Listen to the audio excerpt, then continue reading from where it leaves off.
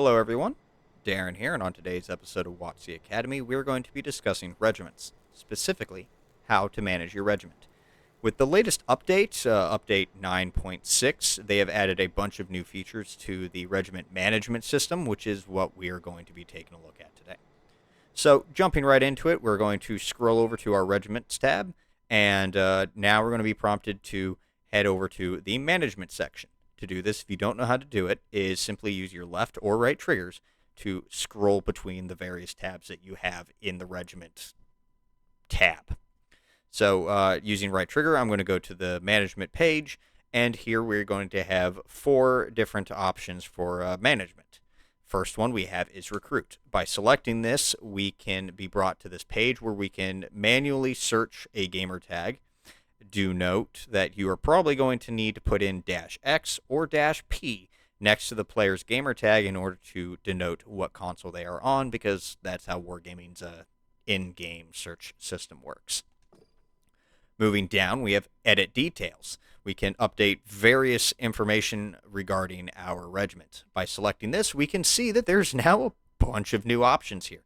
We have regiment name, regiment tag, motto, and then a bunch of other new settings we're going to get to in a second.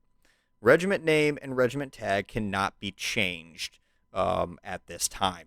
The only way that you're able to change them is if for some reason your name or tag is a rule violation, and Wargaming will manually make that change and then allow you to go and change it to something else upon informing you. Now, with the motto, you can enter in your regiment's motto. It is going to be subject to, I believe, first-party filters and such. And right now, there is no gold charge in order to change your motto, but also be aware that this is probably subject to change. They could add a price for making regiment changes at any time. Now, to some of the new options. Previously, there was only application only and invite only for the join settings. They have now added a new just auto join, which you can just select or select any of these three options here. And auto join just means that anyone can just join. They don't need to go through an application process. For my purposes, though, I will be keeping it on application just so that way I actually have names that I can filter through just in case there's some bad apples that I recognize. Lastly, in the edit details page here, we have traits. So there's a bunch of traits that you can use to identify, what your regiment is or the type of regiment it is, so that way people searching for regiments to join, they kind of have an idea. So you can select all or as many as you want. So, we can see I can select all all six of them, or I can just select, newcomer, casual, and World War II only if I wanted, or maybe Cold War only. But, it's a community regiment, so all of them. And then simply once I'm done, I am going to hit the Save Details button. And it is going to bring up a secondary prompt to make sure that I am confirming this save. Now we have the edit banner. This is another new page that they have recently added in. We can change this banner here just to the left. So by selecting this, we can see it's almost like the flag creation system to an extent. We can select the various flags. I'm going to go with a kind of battle-hardened one. And then I'm going to use the trigger. As we can see that there are various options down at the bottom using left or right trigger. We can go to different other customization options. So I can choose the pattern on the banner if I so want. I can then scroll over and choose an insignia. Granted, right now it is limited in your options, and more may be added in the future. Then I can move on to color. There is a primary and secondary color. In my case, I'm going to go for a black primary here, and then an orange secondary to kind of go with the WoTC Academy colors. And then finally, I will have the finalize banner option here. And I don't even need to click that. I can just scroll back to the other ones, and if I'm not satisfied, I can make various changes here.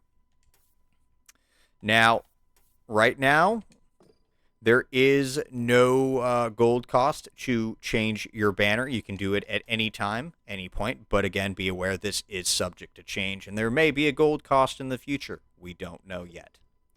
Lastly, we have disband. I'm not going to go through this complete process because this is a permanent action. It cannot be undone.